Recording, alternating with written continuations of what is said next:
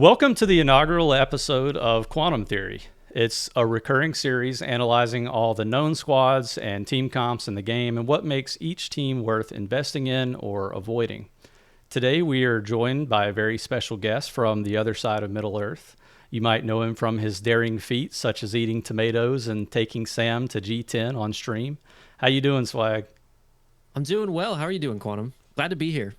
Well, we're happy to have you here. I'm doing well. Kind of waiting on a little bit of information from CG today. Maybe we'll get some news today or tomorrow. Maybe. Well, for the first ever Quantum Theory, we're talking about Thorin Oakenshield and Thorin's company. You ready to get started? I'm ready.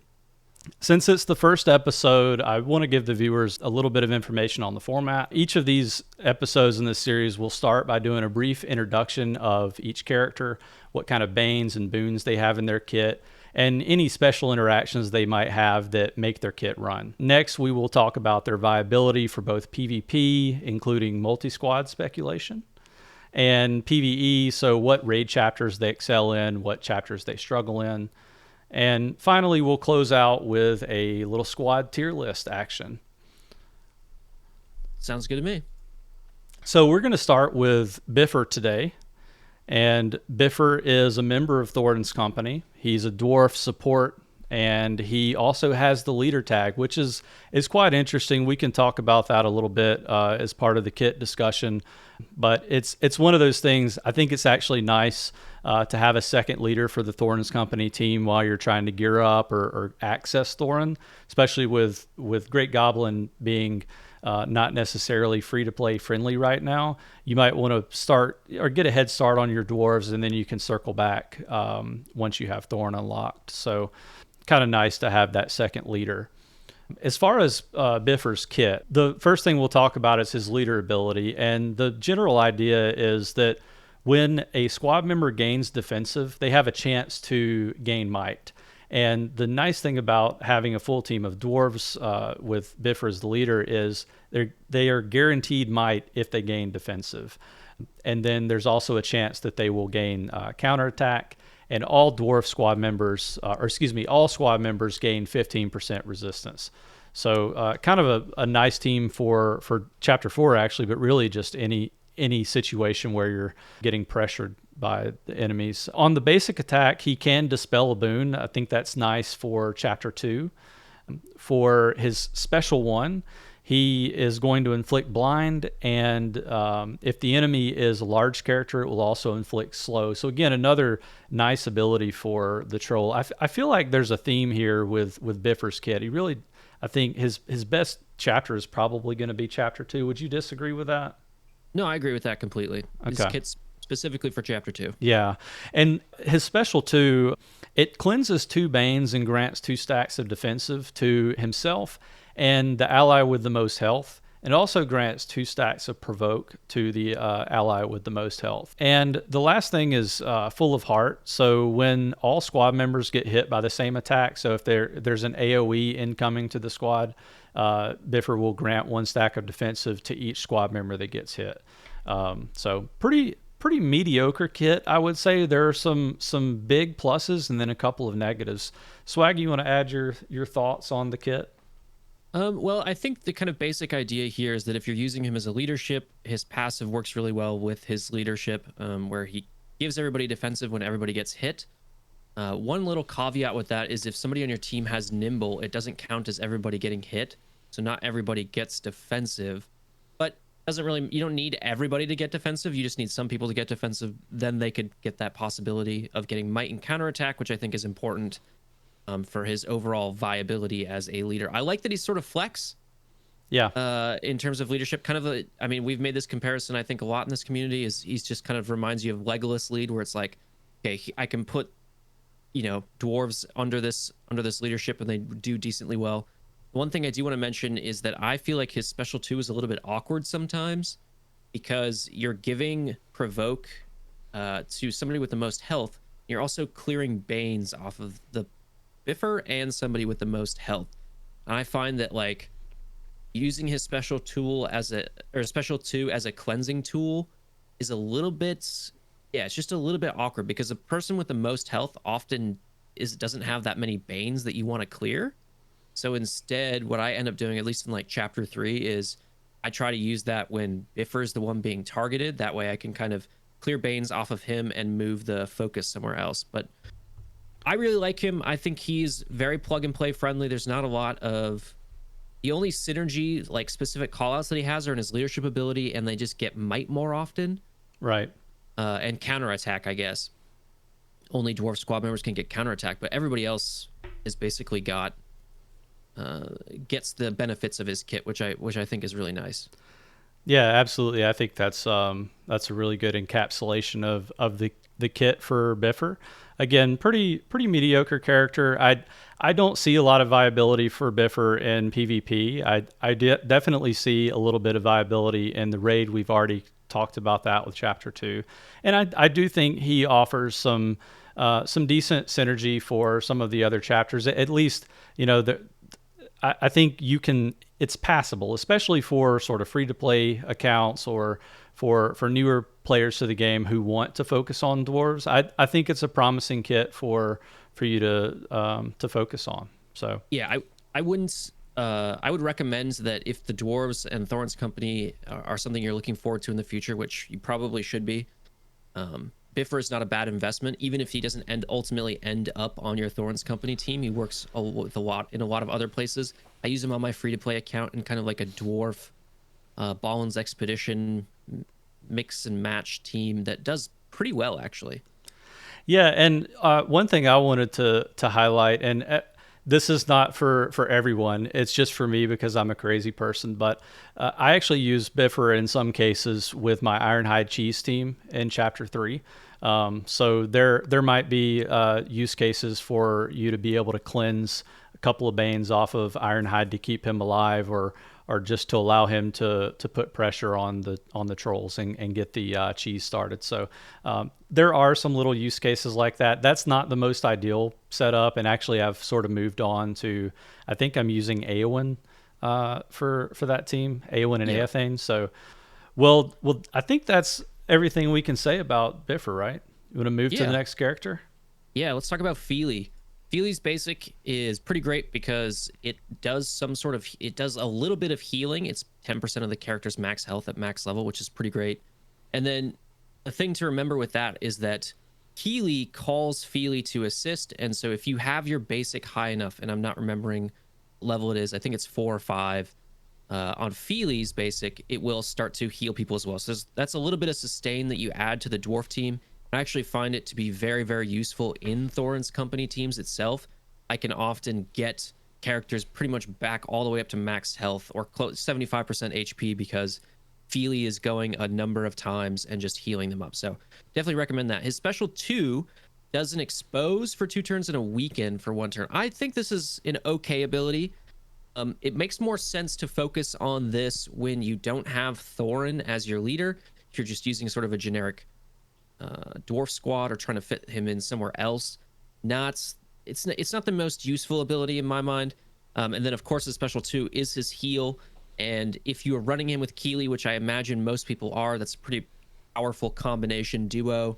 You get that extra bonus to healing, which is very good. And then granting the fortitude to all squad members, dwarf squad members, is also very, very nice in chapters 2, 3, and 4, I would say.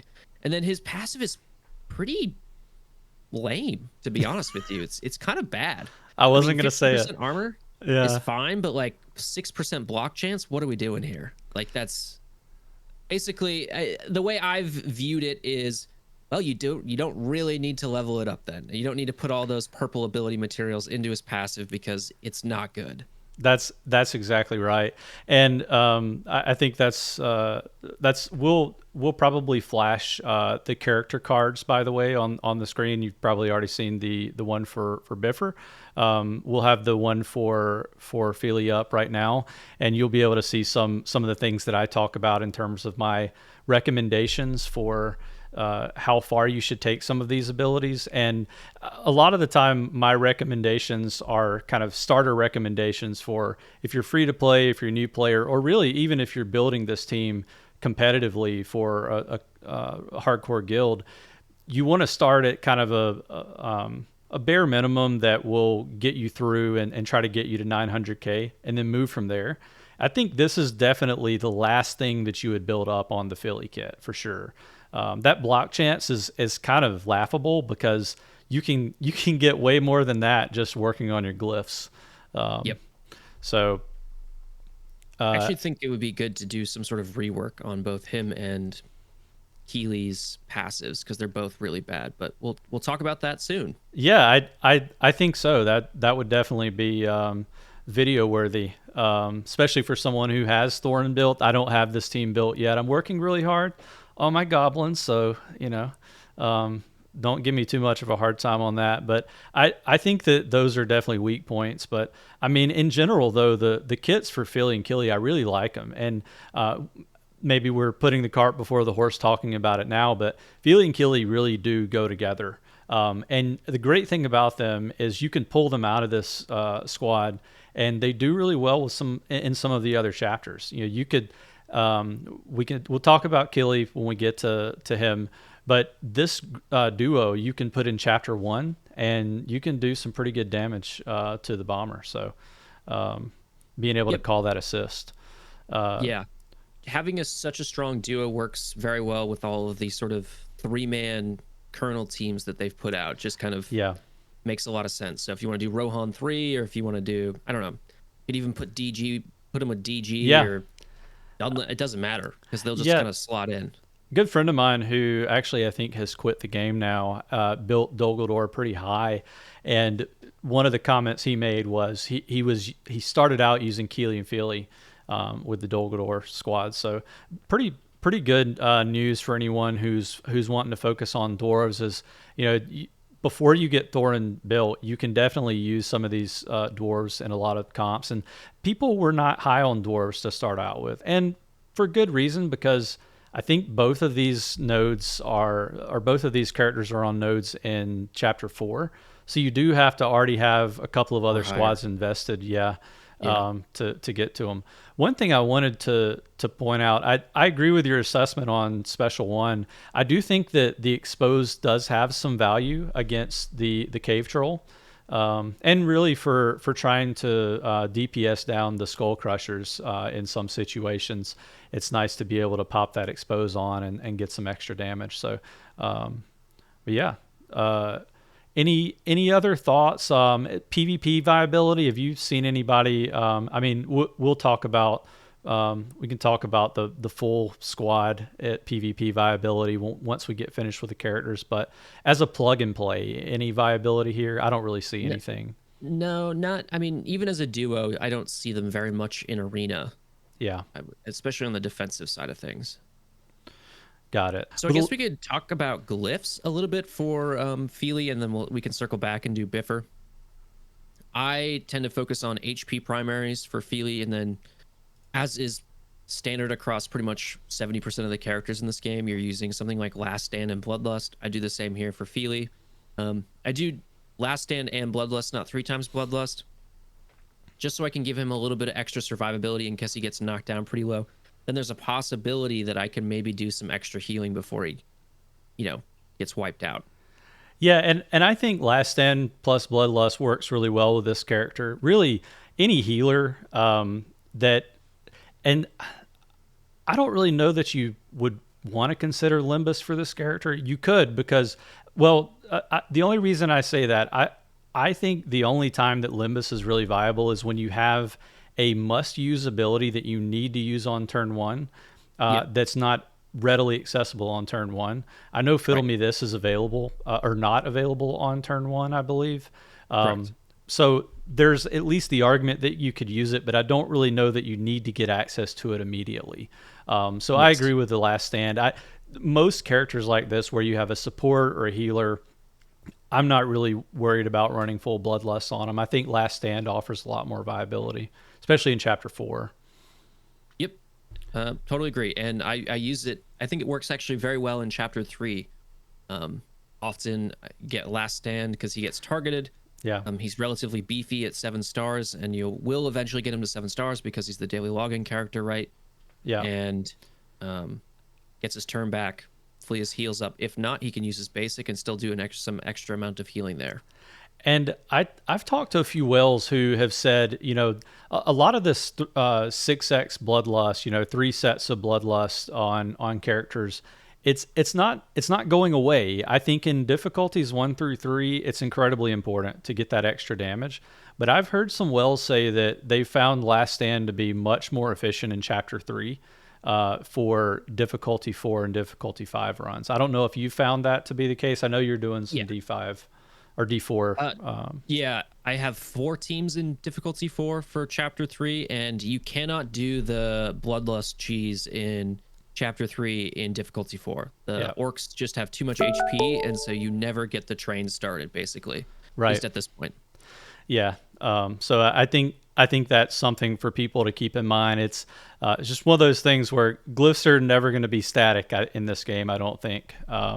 Yeah. So let's talk about Bifur. I think I have Bifur as Last Stand in Bloodlust as well. Yep. So I don't know that there's much about this character that's any different from Fili in terms of the reasoning behind that. Bifur is a support character, and you're not really, you might be killing a few characters with Bifur, but it's not going to be often. So you're not going to benefit from that turn meter gain as much. And I think you get a little bit more out of the last stand. Yeah, and instead of doing 3 HP primaries, I kind of can mix it up with Bifur. It really just depends on what you want to use him for. You can, if you're using him as a leader, you can maybe play into that resistance that he has in his leadership ability already, stack some more resistance on him. But you can also just make him survivable, HP, armor, do some focus if you're really, really wanting to use him on to slow down the cave troll, for instance. If you're using him in a Thorin company team and you have Bombur, that's maybe not as important. So it's one of those situations where Bifur is like, okay, you should mod him or you should glyph him the way that you use him in your account at the moment, because he's so flexible. It's not a one size fits all sort of glyph solution. Right. And I might actually, we'll probably have my glyph observation infographic flashed on the screen as well for some of this. You can see what my recommendations are. I think a lot of them are in line with swags, so that's always a good thing. But I do have, we'll have a copy of that up at various points of this video. Shall we move to Kili next? Let's do it. Okay, so Kili, another member of Thorin's company, obviously.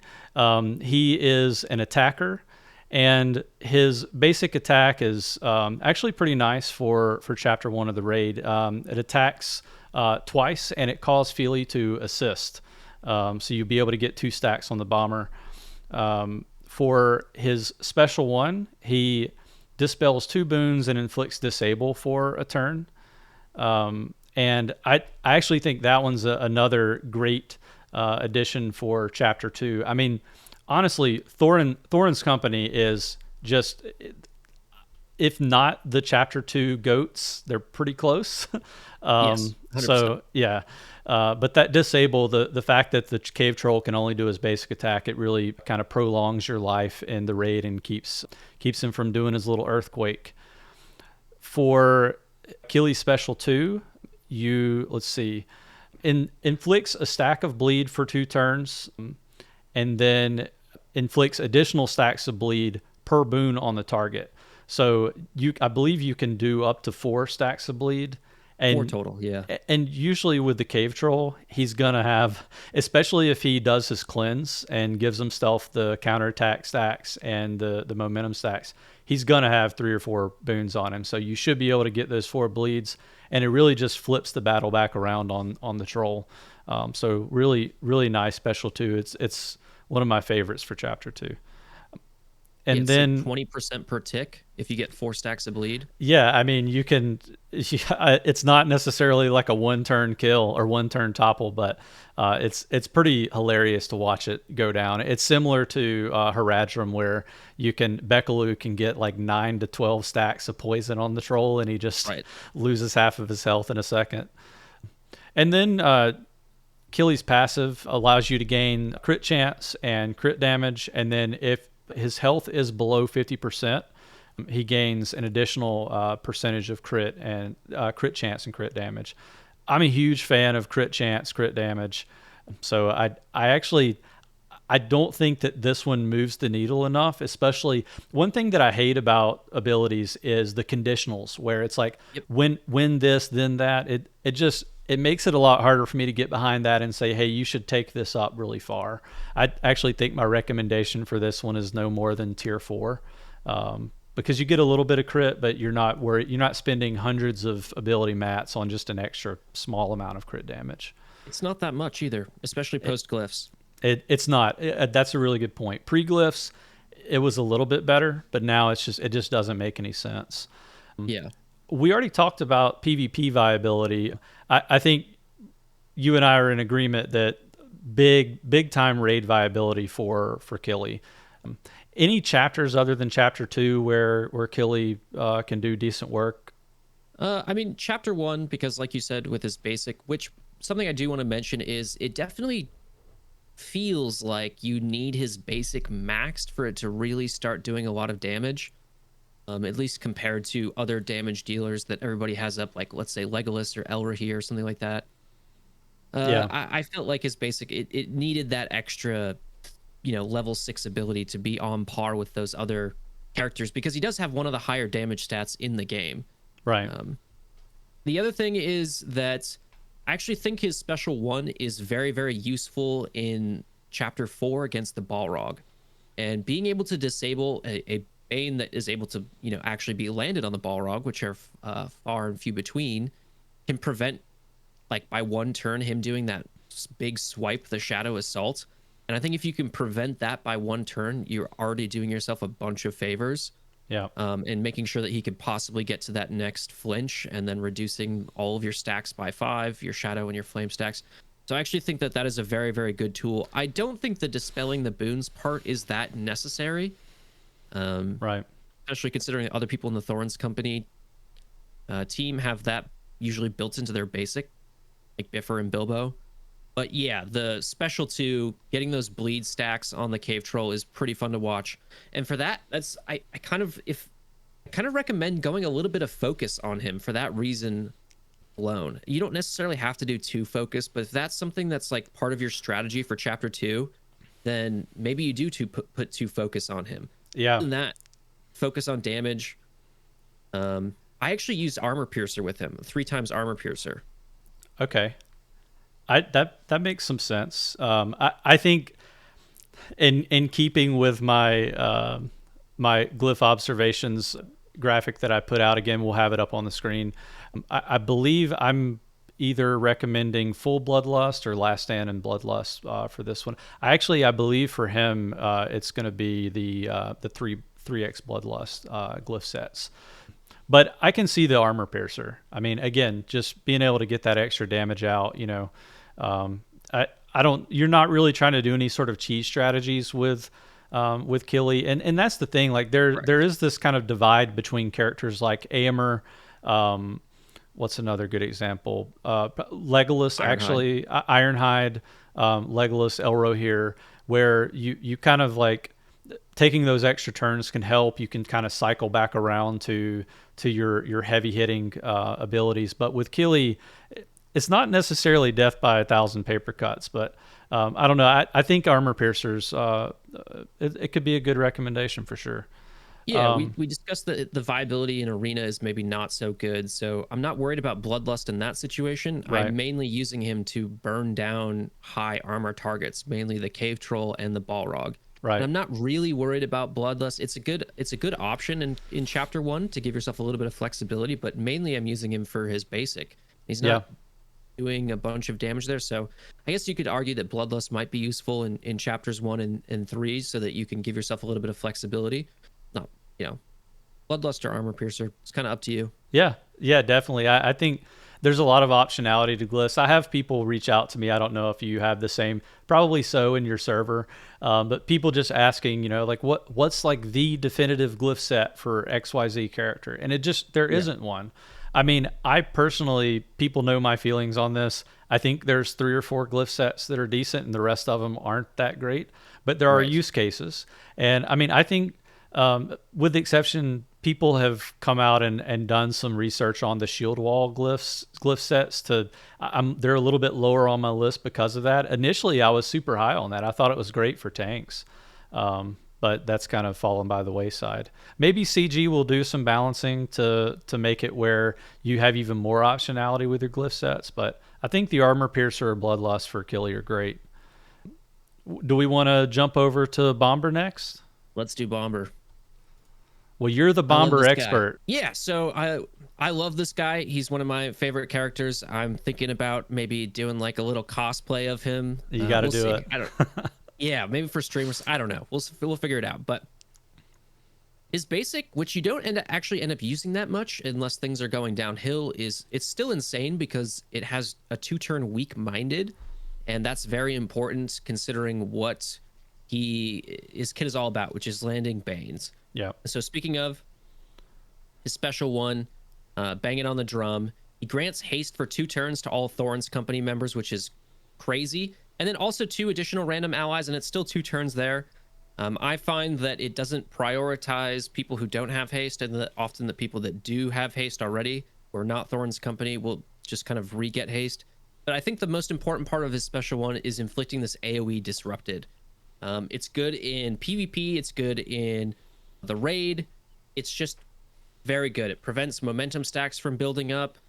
It prevents Eladin from getting provokes. It prevents people from getting regeneration from defensive procs when Rumel is in the squad.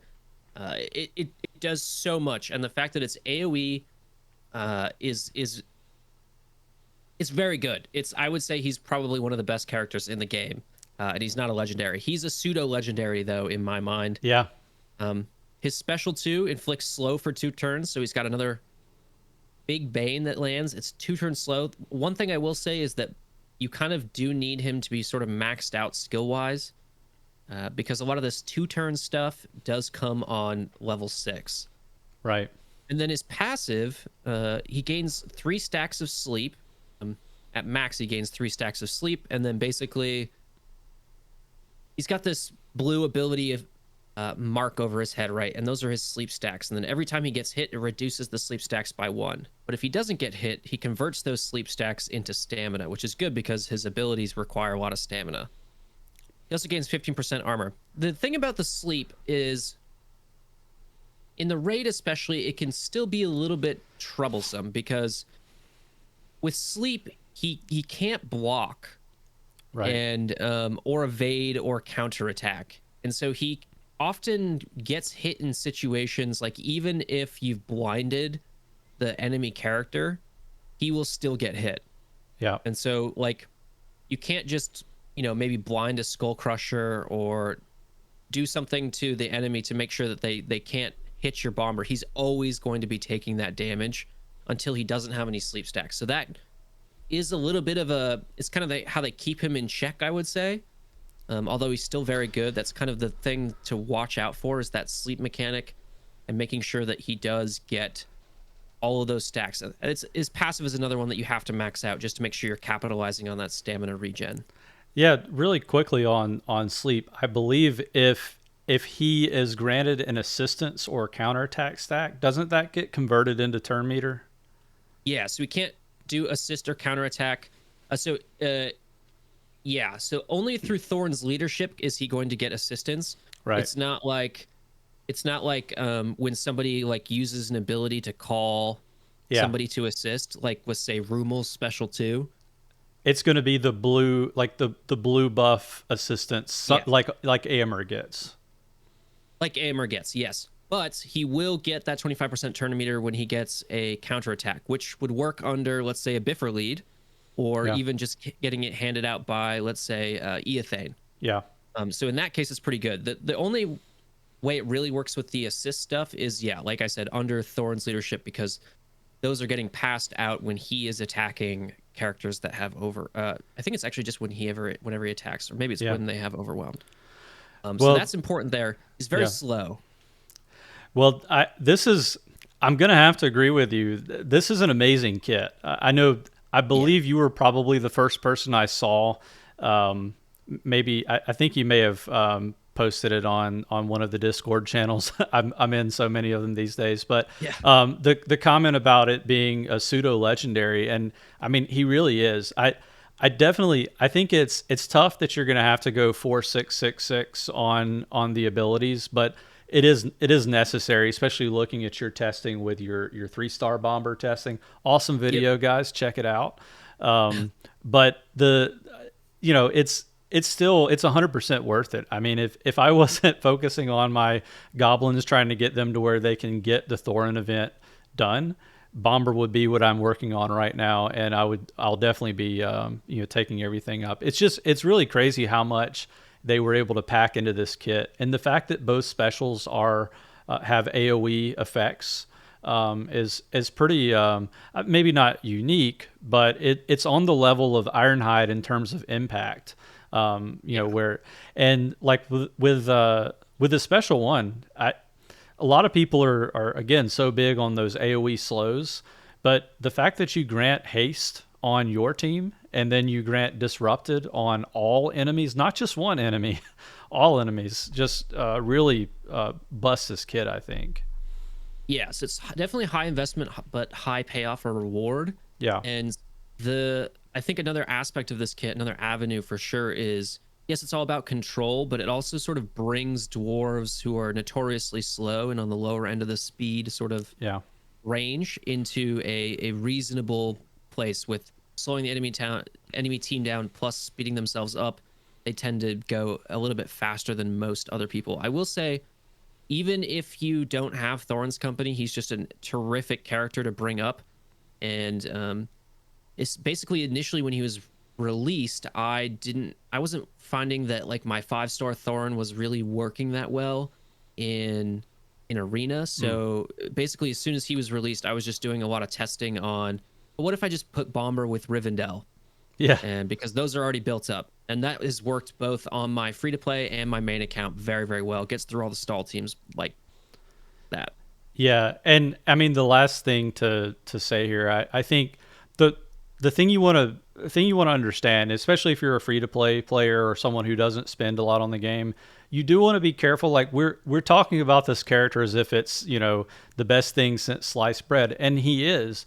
But you definitely want to be careful not to spend this many resources on a character like this and then not spend resources on whatever raid teams you're currently working on.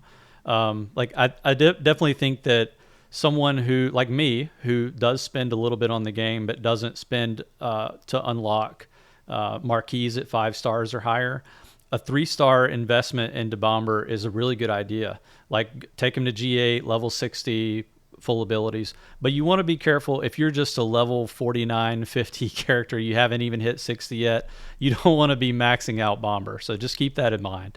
Definitely an end game, not a starter character. And then in terms of glyphs, I use triple bloodlust on him, and the reasoning for that, the reason that I do that is because he does do it an okay amount of damage, and I find there are many situations where he can sort of ping and get kill off one person. If he's got triple bloodlust, right, he's got 90% turn meter, and then he basically reconverts all of that into stamina. And so I've just applied a bunch of slow with his special 2 and killed somebody, and now I can do my special 1 and give my whole team haste, and you've basically done his 2-punch combo in a very short amount of time. Right. So that's why I use triple bloodlust on him. I think that triple bloodlust is a really good idea for Bomber. I know I have him from my January glyph observations. Again, we'll have that up on screen. I have Bomber as last stand plus bloodlust, which again, for me, I view that as a catch-all. If I can't figure out what to do with a character, or if I don't have them built, that's probably where I'm going to throw them, because I don't want people to invest in something and it be a horrible mistake. But it sounds like, and you're the expert, so everyone listen to what Swag says, but triple bloodlust, and an interesting one, and again, I haven't theory crafted this too much because withering is broken, but I've heard some people say that withering works well on Bomber. I don't think withering works as well as bloodlust, because withering doesn't have that turn meter gain element, and personally, I think anything that manipulates turn meter is the best thing that you could be using in the game. So withering's interesting. We'll see what happens if they fix withering or when they fix withering.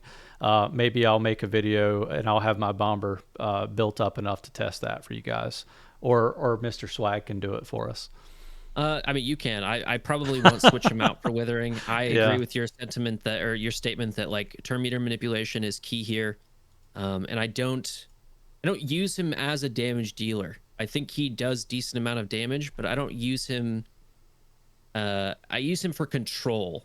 Yeah. And that's kind of the reason I want to use Bloodlust, is because he's so slow, and then that gives me more options for controlling both my team and the enemy team. And withering, I just, 15% extra true damage.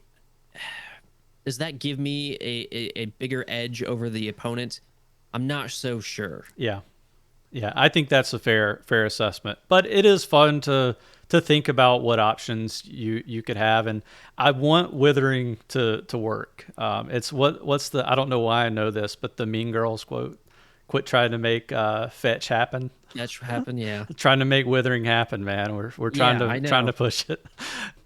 All right. Well, let's segue into I think Bilbo. Bilbo is one of the marquee Thorin's Company characters, and he's also a Hobbit.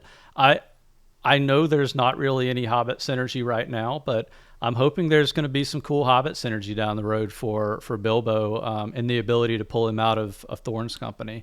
So Bilbo has one of those interesting kits like Bombur, right? He's definitely an above average character at least. We'll talk about his PvP and PvE viability, but so his basic, and I love basics like this that do more than just hit the enemy. So he dispels 2 boons, and he does prioritize taunt and provoke, which is really cool. That it's not just you like in a PvP situation, if you're going against elves, you're not just gonna peel off, let's say like. I'm trying to think regen. of a good, regen or something. So it's really cool. You can get around at least 2 provoke stacks off of an Eladin and get over to Elrond faster. So really cool. Yep. His special one transfers 2 Banes from himself to the target enemy, and he also inflicts disable for 1 turn. So pretty decent for, again, the cave troll, big part of that big theme for Thorin's Company. But this transfer Banes ability, I think there's only one other character in the game who can do that.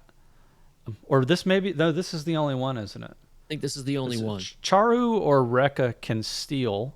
Charu can steal. Chef K can steal. Yeah. But I think he's the only one who can put them back on. Yeah. So really, really neat here. It's nice to see some new interactions, and maybe we'll see that with some other new characters, but really like the special one.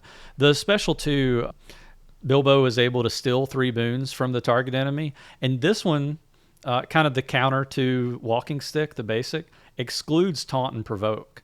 So he's able to dispel prioritizing taunt and provoke, and then he can steal boons excluding taunt and provoke. So he's able to steal all those really important abilities that actually, do something. So I think that's pretty cool. And he'll grant those to the most wounded squad member. And then he also can inflict blind and gain stealth on that ability. So really a lot to unpack on his special too. And then his passive, every time he's attacked, he's going to gain 25% turn meter. Love those turn meter abilities. I mean, I can't say enough about it. And if the person attacking him has a boon, he will gain 1 stamina for his special too. So kind of, again, to me, that's getting that extra stamina is just, when you're able to cycle through your abilities like that, it's really cool. Really good ability there. So PvP viability, I think, again, this kind of kit does lend itself well to PvP, but I'm curious your thoughts on his viability. I don't know that he's really truly plug and play viable. I don't know if you could just throw him in like you would Bombur into an elf squad. What do you think? No, I mean, yes, more so than other Thorin's Company teams, but I do think under a Thorin lead, he is a piece of the puzzle you need to be good on offensively on PvP. Because he gives you so many options for getting around stall teams, especially Eladin and that, the whole Rivendell meta. very, very good there. But any just Bane or sorry, Boon based team, he's going to want to he's going to be able to maneuver around them. I Yeah. think you want to use him on offense because of the complexity, not necessarily the complexity of his kit, but the situational complexity in which you would want to use him. He probably lends itself more to offense than defense for sure. And that makes sense because Thorin is a very offensive minded team. I think he's a great character. I do like how thematic he is. I do like that he can transfer Banes. And again, another disable I think is very powerful, especially on not only the Cave Troll in Chapter 2, but also the Balrog in Chapter 4. Very, very big fan of that. It's another Chapter 2 focused kit, that's for sure. Yeah. I don't it's kind of just another Last Stand Bloodlust type situation though for me. Yeah. I think so. I agree there.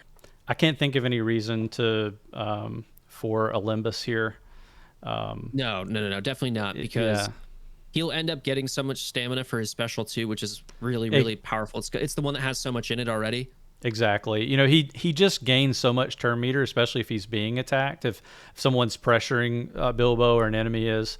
So I agree there with the Last Stand assessment. And when you have a character who doesn't have super high health pool, that Last Stand is nice to kind of keep him alive one more term.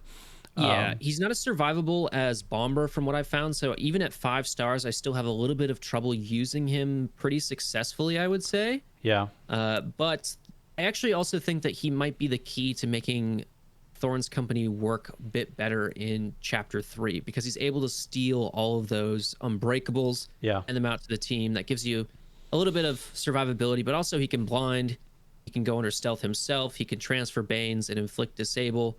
Those are all things that also end up working a little bit better in Chapter 3, or also work in Chapter 3. It's just you need to sort of have him to be survivable, especially against the Skull Crushers, and then making sure that, I don't know, how to use him. Yeah. All right. Do we want to talk about Thorin? Yeah, let's get into it. You want to take the lead on the kit? Yeah, you gave me the hard one, didn't you?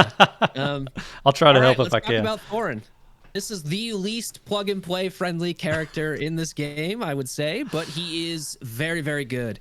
His leadership ability is basically going to inflict these stacks of Overwhelmed, and it's another blue ability like effect here, so you don't have to worry about, in this case with Overwhelmed, you don't have to worry about having focus, which is very, very nice. And then for Overwhelms, when attacked, that character receives an additional 20% damage per stack. And you can go up to 10 stacks, so it's an additional 200% damage. Importantly, how this works is that Thorin's company members, by attacking the same target, are going to be able to build up these stacks of Overwhelmed.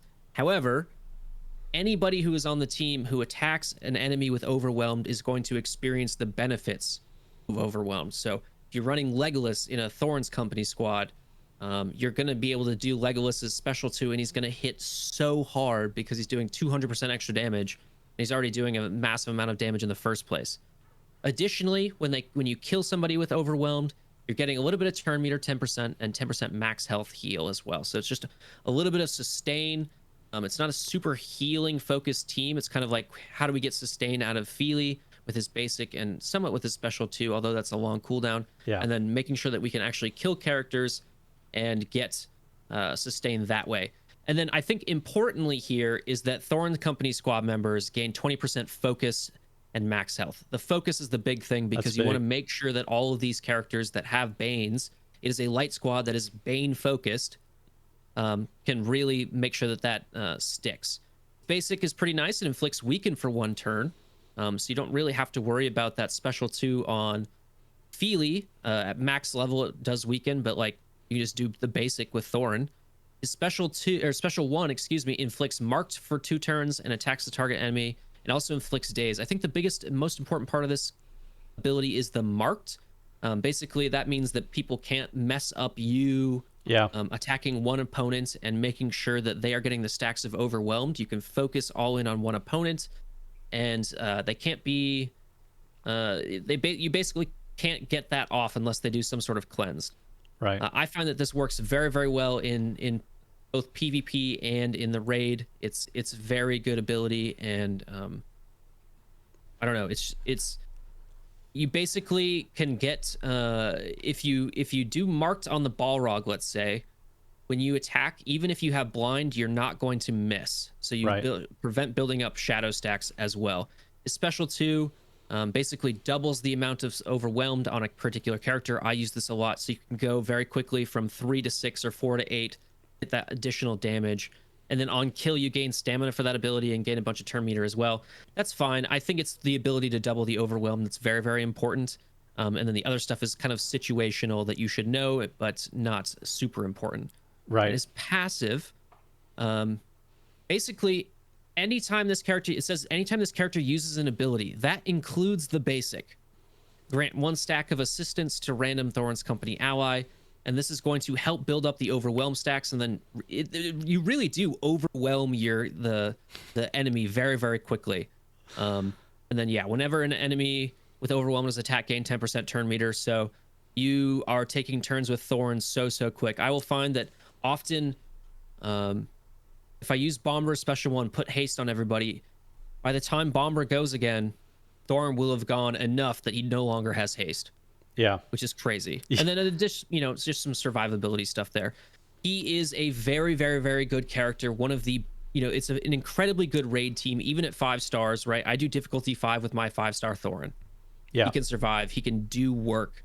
I think it was a very smart move by CG to make a DPS offensive character able to work at low star levels, unlike maybe some other DPS characters like Legolas, Elrahir, Orphan, right? You want max abilities, max stars, max gear. Here, you can get away with being lower because of his overwhelmed. Yeah. I just talked a lot. What are your thoughts? Well, it's really hard for me to try to decide whether Thorin is a more impactful character on his own than Elrond is. I love Elrond. My elves have been with my account since the point that Elrond was released. He's the only legendary or really truly marquee character that I've went after with my account. I got Arwen and Elladan to 5-star and got Elrond, and then immediately just kept steamrolling all of my elves to 7 stars as fast as I could. So I love Elrond, but the thing is, this kit is so much more unique, and it's so much more. There's so much more thought put into this kit than the Elrond kit, in my opinion. I love it. I think the mechanics behind Overwhelmed are really amazing, and just the fact that you can prevent your own self from making stupid mistakes by putting marked on the enemy. Right. Like, hey, don't click this other character. Sometimes I get into a little click frenzy when I'm doing the raid, and I'm like, I want to get this character. And I think that's really nice. And also the marked allows you to get around the taunts from enemies like the War Guard. So I think that can be kind of a helpful thing too for pretty much every chapter.